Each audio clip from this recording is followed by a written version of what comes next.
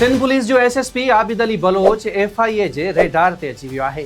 संदसि खिलाफ़ money laundering जे पैसे मां 100 एकड़ ज़रई ज़मीन ख़रीद करण, मुबैना ॾोहनि मां हासिल कयल रक़म ऐं मिल्कियत जे असुल मालिक खे लिकाइण जा संगीन इल्ज़ाम साम्हूं आया आहिनि। FIA anti money laundering circle Sukkur पारां 17 अगस्त 2026 ते दाख़िल कयल एफआईआर में आबिद अली बलोच समेत ॿियनि माण्हुनि खिलाफ़ एंटी मनी लॉन्ड्रिंग एक्ट 2010 जे लाॻापियल शिकनि तहत कार्रवाई शुरू कई वई आहे। एफआईआर में आबिद अली बलोच खे अॻूणो एसएसपी सांगड़ ऐं एसएसपी ज़िले शहीद बेनज़ीर आबाद तौरु बयानु कयो वियो आहे। 100 एकड़ ज़मीन जो मामिलो छा आहे? एफआईए जी एफआईआर मूजिबि सांगड़ ज़िले जे तालके सांगड़ में चक नंबर 36 देह सदरठ तपो जखड़ाऊ में वाक़िए तक़रीबन 100 एकड़ ज़रई ज़मीन मुबैना तौर ॾोहनि मां हासिल कयल रक़म सां ख़रीद कई वई।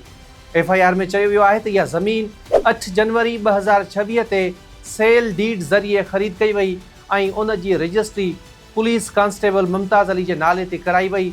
एफआईआर मूजिबि ज़मीन जी मुबैना मार्केट वैल्यू लॻभॻि 8 करोड़ रुपया आहे।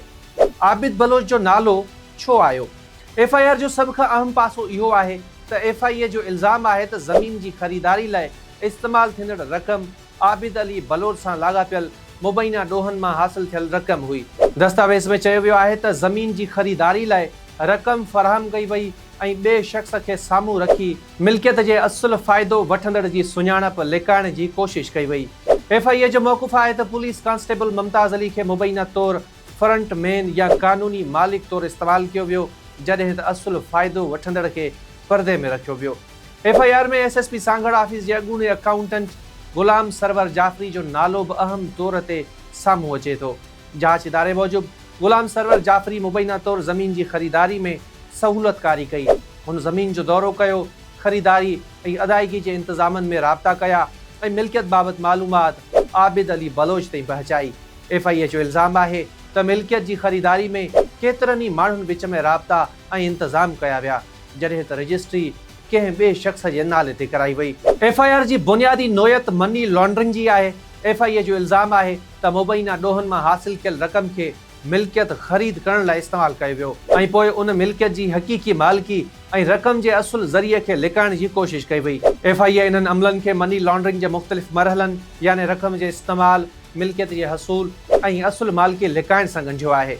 27 अप्रैल 2026 ते सिंध पुलिस जी पोस्टिंगनि में तब्दीली दौरान आबिद अली बलोच खे एसएसपी सांगड़ जे उहिदे तां हटाए सीपीओ सिंध कराची रिपोर्ट करण जी हिदायत कई वई। आबिद अली बलोच जो नालो इन खां अॻु बि सिंध पुलिस जे अहम पोस्टिंगनि में साम्हूं अची चुको आहे। नवंबर 2024 में हू एसएसपी नौशर फिरोज़ जी हैसियत सां कमु करे रहियो हो, जॾहिं त सिंध पुलिस जे तबादले दौरान खेसि बि सीपीओ रिपोर्ट करण लाइ चयो वियो। उन वक़्त जी रिपोर्ट में बि संदसि मुंतक़िलीअ जो को मख़सूस इल्ज़ाम या सबब बयानु न कयो वियो हो। बाद में जुलाई 2025 में खेसि ॿीहर एसएसपी सांगड़ मुक़ररु कयो वियो। इन मामले में अञा जांच जारी आहे, तंहिं करे एफआईआर में लॻायल इल्ज़ामनि खे हतमी ॾोह करार नथो ॾेई सघिजे। अदालत में इल्ज़ाम साबित थियण ताईं जवाबदारनि खे क़ानून मूजिबि बेगुनाह तसवुरु कयो वेंदो ऐं खेनि पंहिंजो दिफ़ा पेश करण जो मुकमल हक़ हासिलु आहे।